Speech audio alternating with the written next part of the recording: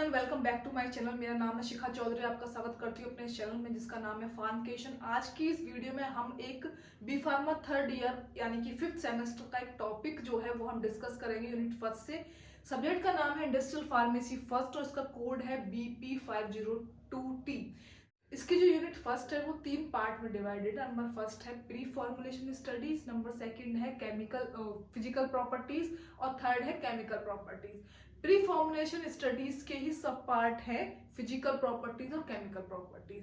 तो pre formulation studies क्या होती है? प्री फॉर्मुलेशन, अगर हम इसके नाम पर ही जाएं तो फॉर्मुलेशन से पहले की स्टडीज जो हमारे पास एक्टिव फार्मास्यूटिकल इंग्रेडिएंट हैं या फिर जो एक्सीपिएंट्स हैं। आई होप थर्ड ईयर के जो स्टूडेंट ये वीडियो देख रहे हैं उनको ये एक्सप्लेन करने की जरूरत नहीं है कि एपीआई क्या होता है, एक्टिव फार्मास्यूटिकल इंग्रेडिएंट या एक्सीपिएंट्स क्या होते हैं। उनको ऑलरेडी आई थिंक पता होगा, नहीं पता हो तो मुझे बता सकते हैं, मैं उसको भी एक्सप्लेन कर दूंगी नेक्स्ट वीडियो में।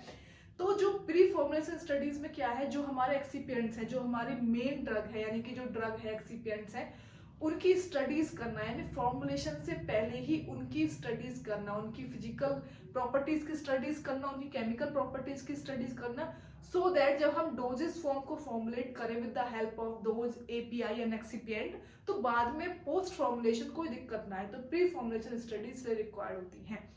हर एक डोजेस फॉर्म को जब हम डिजाइन करते हैं या किसी भी ड्रग को जब हम डिजाइन करते हैं तो स्पेशली 4 फेजेस में स्टडी की जाती है। उनमें से फेज फर्स्ट जो होता है वो होता है प्री फॉर्मुलेशन स्टडीज।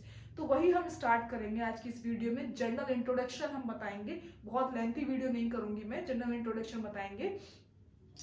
तो इंट्रोडक्शन क्या है? Investigation of physical and chemical properties of a drug substance alone and with excipient. तो जनरली हम क्या कर रहे हैं, किसी भी ड्रग, किसी भी एपीआई की फिजिकल और केमिकल प्रॉपर्टीज का स्टडी करना, या तो एक्सीपिएंट्स के साथ या अकेले ड्रग के साथ। एक्सीपिएंट के साथ भी उसको स्टडी करना और अकेले ड्रग को भी स्टडी करना, उसकी फिजिकल प्रॉपर्टीज क्या है, केमिकल प्रॉपर्टीज क्या है, ये फाइंड आउट करना क्या कहलाता है? प्री फॉर्मुलेशन स्टडीज कहलाता है। अच्छा, ये इंडस्ट्रियल फार्मेसी सब्जेक्ट का एक टॉपिक है। Industrial pharmacy something similar to the pharmaceutical engineering, जो कि आपने बी फार्मा सेकेंड ईयर में पढ़ा होगा सब्जेक्ट। उसमें हम इंजीनियरिंग यानी कि मशीन से रिलेटेड, मशीनरी से रिलेटेड, प्रोसेस से रिलेटेड चीजों के बारे में पढ़ रहे हैं। इसमें सिर्फ हम इंडस्ट्रियल फार्मेसी में यानी मैन्युफैक्चरिंग से रिलेटेड चीजों को पढ़ रहे हैं कि क्वालिटी टेस्ट क्या होते हैं, प्री फॉर्मुलेशन स्टडीज क्या होते हैं, क्या क्या पैरामीटर्स हमको चेकआउट करने होते हैं before we are going for manufacturing, final manufacturing. तो ये सब चीजें हम इस सब्जेक्ट में स्टडी करेंगे।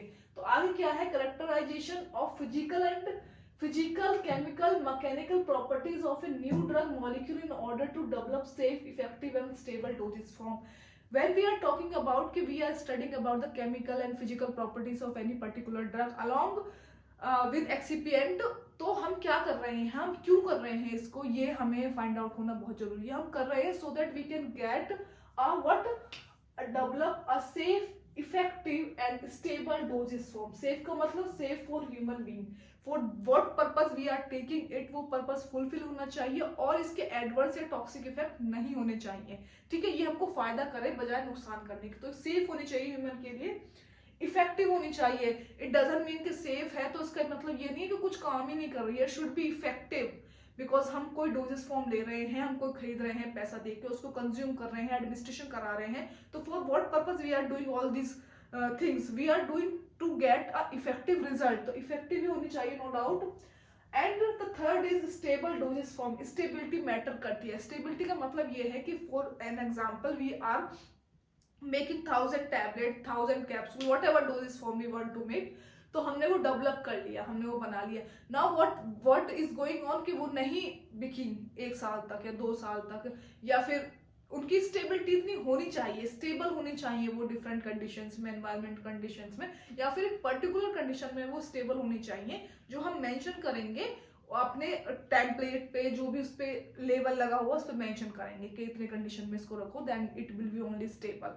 तो स्टेबिलिटी मैटर करती है कि स्टेबल होनी चाहिए। ये नहीं है कि आपने आज मैन्युफैक्चरिंग की और 2 महीने बाद ही वो खराब होना स्टार्ट कर दी, तो उसका आउटपुट इतना नहीं आ पाएगा, मतलब इकोनॉमिकल वैल्यू इतनी नहीं आ पाएगी मैन्युफैक्चरिंग प्लांट के लिए। तो ये सब चीजें हमको फाइंड आउट करनी पड़ती हैं। That's why we are doing preformulation studies. यहाँ तक आपको समझ में आ गया होगा आई होप। इसमें आगे क्या है, what are the goals and objectives, what are the goals and objectives. तो ये तो है ऑब्जेक्टिव्स एंड गोल्स मैंने अलग से मेंशन किए हैं तो इसको हटा दीजिए। These are objectives. क्या ऑब्जेक्टिव्स है? ऑब्जेक्टिव का मतलब होता है जैसे हम कोई प्रोसेस कर रहे हैं तो उसका एम क्या है, किस लिए कर रहे हैं, हम क्या पर्पस के लिए कर रहे हैं, वो होता है ऑब्जेक्टिव, पर्पस, एम, कुछ भी कर लीजिए। गोल क्या होता है? After performing that particular process what you are achieving. Okay, what for what you are doing, for what you are doing, और गोल मीन्स होता है what you are achieving.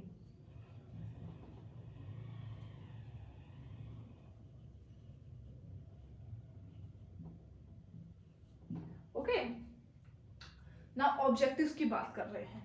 To formulate stable and effective dosage form, stable और effective dosage form को formulate करने के लिए हम ये कर रहे हैं। To increase drug stability, stability को इंक्रीज करने के लिए हम कर रहे हैं ताकि हम ड्रग की स्टेबिलिटी को इंक्रीज कर पाए। To improve drug bioavailability, bioavailability क्या होती है? The rate of drug extend in our body, यानी कि किस रेट से हमारी बॉडी में वो ड्रग एक्सटेंड कर रही है, वो फैल रही है, is known as bioavailability. तो उसको हम इम्प्रूव करने के लिए हम ये प्री फॉर्मुलेशन स्टडीज कर रहे हैं। ऑब्जेक्टिव एक ये भी है इसका, यानी कि अगर हमने कोई टैबलेट, कोई भी डोजेस फॉर्म कंज्यूम की तो उसका रेट क्या है बॉडी में एक्सटेंड होने का, ये मैटर करता है। जितनी जल्दी एक्सटेंड होगी, अब्जॉर्प्शन होगा और वो हमको अपना थेरापेटिक इफेक्ट शो करेगी। अब reduce drug excipient incompatibility, reduce करने के लिए ड्रग एक्सिपिएंट की इनकम्पैटिबिलिटीज को, मान के चलिए हमारे पास कोई ए नाम की ड्रग है, ड्रग यानी कि एपीआई है, active pharmaceutical ingredients, and now we are using an number of 2 या 3 नंबर, तो 2 या 3 एक्सिपिएंट्स यूज कर रहे हैं। मान के चलिए एक्स एक एक्सिपिएंट है, वाई एक एक्सिपिएंट है, जेड एक एक्सिपिएंट है। X is excipient to producing colouring agent, ठीक है, ये बल्क को बढ़ाने के लिए, ठीक है, और उसके बाद ये है फ्लो प्रॉपर्टीज को बढ़ाने के लिए, ठीक है। ये सिर्फ आप कह सकते हो हेल्पिंग हैंड है सारे एक्सिपिएंट जो है, इनका कुछ थेरापेटिक इफेक्ट बॉडी में नहीं होगा, सिर्फ इफेक्ट जो शो करेगी वो ड्रग ही शो करेगी, दैट इज ए। अब मान के चलिए एक्स जो भी कलरिंग एजेंट है, ए और एक्स हमने जैसे ही मिक्स किए उनमें एक रिएक्शन हो गई, ऑक्सीडेशन हो गया, या कोई भी पर्टिकुलर रिएक्शन हो गई, या फिर उनकी प्रॉपर्टीज चेंज हो गई, उनमें क्या हाइग्रोस्कोपिक हो गया वो नेचर में, ठीक है, उसका चेंज हो गया मतलब जो नेचर था, तो फिर हम कैसे फॉर्मुलेट कर पाएंगे? नहीं है स्टेबिलिटी। ऐसे ही एक्स और वाई में ऐसा नहीं है कि ड्रग के साथ एक्सिपिएंट की स्टेबिलिटी देखनी है, एक्सिपिएंट अगर एक या एक से अधिक है उस पर्टिकुलर ड्रग की फॉर्मुलेशन में तो हमको एक्सिपिएंट की स्टेबिलिटी भी चेक करनी है, इनकम्पैटिबिलिटी भी चेक करनी है, ठीक है।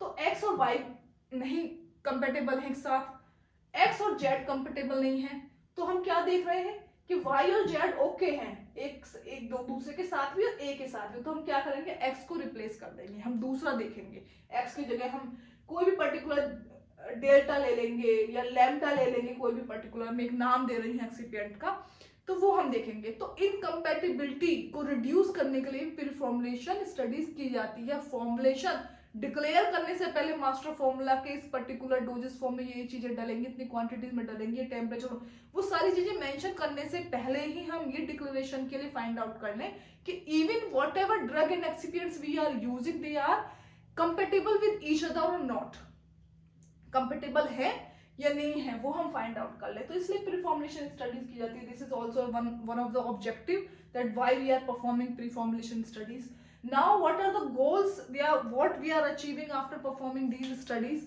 So there are some points. Establish the necessary physiochemical parameters of a new substances. तो ये सब फाइंड आउट करने के बाद क्या हमको ऑब्टेन आउट हुआ?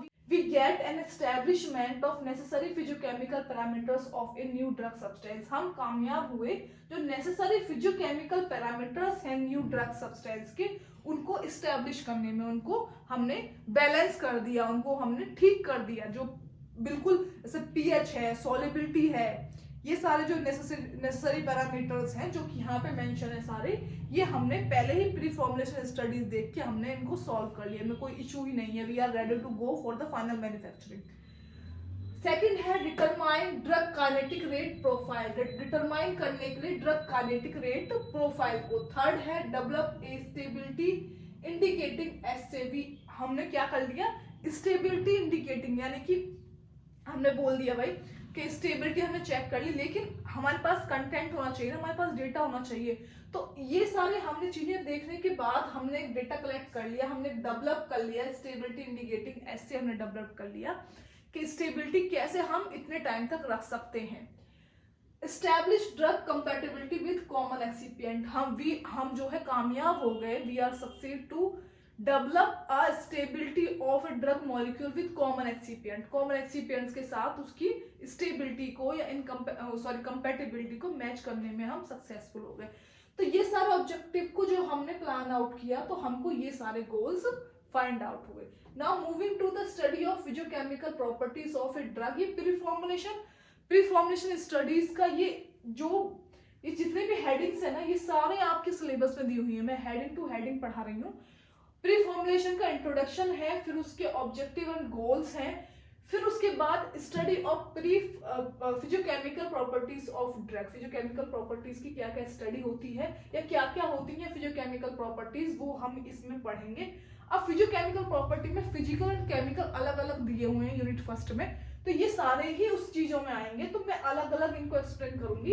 इस यूनिट में 2 या 3 लेक्चर और जाएंगे जब ये यूनिट कंप्लीट होगी। तो फिजिकल प्रॉपर्टीज क्या है, रेस्पॉन्सिबल फॉर इट्स एक्शन। तो नंबर फर्स्ट है study of physicochemical properties, number first आएगा इसमें फिजिकल प्रॉपर्टीज। फिजिकल प्रॉपर्टीज क्या होती है, that are responsible for its action, drug के एक्शन के लिए जो रेस्पॉन्सिबल होती हैं, that is known as physical properties. Chemical properties क्या है, the drug react extracellularly according to the simple chemical reaction like oxidation. Chemical properties कैसे हम फाइंड आउट कर पाएंगे कि जो ड्रग है वो रिएक्ट करेगी एक्स्ट्रा सेलुलरी अकॉर्डिंग टू एक्स्ट्रा सेलुलरी तरीके से, किसके अकॉर्डिंग, सिंपल केमिकल रिएक्शन के अकॉर्डिंग, जैसे कि न्यूट्रलाइजेशन है, ऑक्सीडेशन है, ये सिंपल केमिकल रिएक्शंस है। अब यहाँ पे एक्स्ट्रा सेलुलर फ्लूइड या एक्स्ट्रा सेलुलरली आया है, तो 2 चीज की रिएक्शंस जनरली परफॉर्म आउट होती है। Suppose that we have a cell, we have this fluid that is intracellular fluid, और एक सेल के बाहर फ्लूइड होता है एक्स्ट्रासेलुलर फ्लूइड। तो सेल में एंटर करने से पहले अगर केमिकल प्रॉपर्टीज ठीक नहीं है या फिर हमने केमिकल इसको चेक नहीं किया, फिर जो केमिकल प्रॉपर्टीज चेक नहीं की है हमने, तो एक्स्ट्रासेलुलर फ्लूइड में ही वो क्या करना स्टार्ट कर देगी, बहुत सारी जो सिंपल रिएक्शंस हैं वो परफॉर्म करना स्टार्ट कर देगी ड्रग, जैसे कि न्यूट्रलाइजेशन है, ऑक्सीडेशन है। तो ये होती है केमिकल प्रॉपर्टीज। अब there are some various physicochemical properties हैं, बहुत सारे, ये पॉइंट मैंने फाइंड आउट किए हैं, 8 से 10 है, तो मैंने यहाँ पे 8 मेंशन किया है। तो आज सिर्फ हम इनको पढ़ लेंगे, डिटेल में हम नेक्स्ट आने वाली वीडियो में हम पढ़ेंगे, क्योंकि बहुत लेंथी वीडियो जाती है, कोई इंटरेस्ट नहीं लेता लंबी वीडियो देखने में। तो नंबर फर्स्ट है सॉल्युबिलिटी, नंबर सेकंड है पार्टीशन कोफिशिएंट, नंबर थर्ड है डिसोसिएशन कांस्टेंट, नंबर 4 है हाइड्रोजन बॉन्डिंग, नंबर 5 है आयोनाइजेशन ऑफ ड्रग, नंबर 6 है रिडॉक्स पोटेंशियल, नंबर 7 है सरफेस एक्टिविटी एंड नंबर 8 है प्रोटीन बाइंडिंग। इसमें से सॉल्युबिलिटी आपने कई बार पढ़ी होगी। सॉल्युबिलिटी क्या है, there are two things. Number first जो होता है वो होता है आपका solvent plus solute is equal to solution, ठीक है। अब मानते चले सॉल्युबिलिटी को फाइंड आउट करना या एक प्री फॉर्मुलेशन स्टडीज में क्यों इंक्लूड किया गया, फिर जो केमिकल प्रॉपर्टीज में क्यों इंक्लूड किया गया, वो इंक्लूड इसलिए किया गया कि सॉल्युबिलिटी क्या है, बेसिकली हमारी बॉडी में देयर आर 2 टाइप्स ऑफ, आप कह सकते हो फ्लूइड होते हैं, एसिडिक होता है, बेसिक, 2 नेचर में होते हैं, बेसिक होता है, एसिडिक होता है, स्टोमक का ज्यादातर एसिडिक होता है, इंटेस्टाइन का बेसिक नेचर होता है। अब हमारा जो टारगेटेड साइट ऑफ एक्शन है, सपोज दैट हमने कोई टैबलेट फॉर्मुलेट की that is only for the intestine, large intestine, तो अब हमको वो इस तरह से डिजाइन करनी है सो दैट कि वो बेसिक मीडियम में ही सॉल्युबल हो जाए। ऐसा नहीं है कि एसिडिक मीडियम में ही जाके सॉल्युबल हो गई, इंटेस्टाइन तक पहुंची नहीं, तो हमको इस तरह से डिजाइन करनी है कि एसिडिक मीडियम से होते हुए भी वो बेसिक मीडियम में पूरी तरह से सॉल्युबल हो, सो दैट कि हमको अच्छा एब्जॉर्प्शन मिले, अच्छा थेरेपेटिक इफेक्ट मिले। तो इसी तरीके से ये 8 के 8 फैक्टर है जिनमें हम स्टडी करेंगे नेक्स्ट आने वाले लेक्चर्स में कि भाई क्या होते हैं ये, इनकी डेफिनेशन क्या है, इनके क्या क्या पार्ट है, किस लिए जरूरी है, तो वो सब हम स्टडी करेंगे। तो आज की इस वीडियो में मैंने एक जनरल ओवरव्यू दे दिया है, मैंने स्टार्ट कर दी इंडस्ट्रियल फार्मेसी फर्स्ट की क्लासेस। तो जो भी थर्ड ईयर के स्टूडेंट हैं वो ज्वाइन कर सकते हैं, स्टडी कर सकते हैं इसके बारे में। इंडस्ट्रियल फार्मेसी में कंप्लीट करूंगी इस सब्जेक्ट को। This is it for today's video. Hope you like this video, and if you do, then don't forget to like, comment, share, and subscribe to my YouTube channel, that is Farmcation. Thank you for being here. Thank you so much for watching this.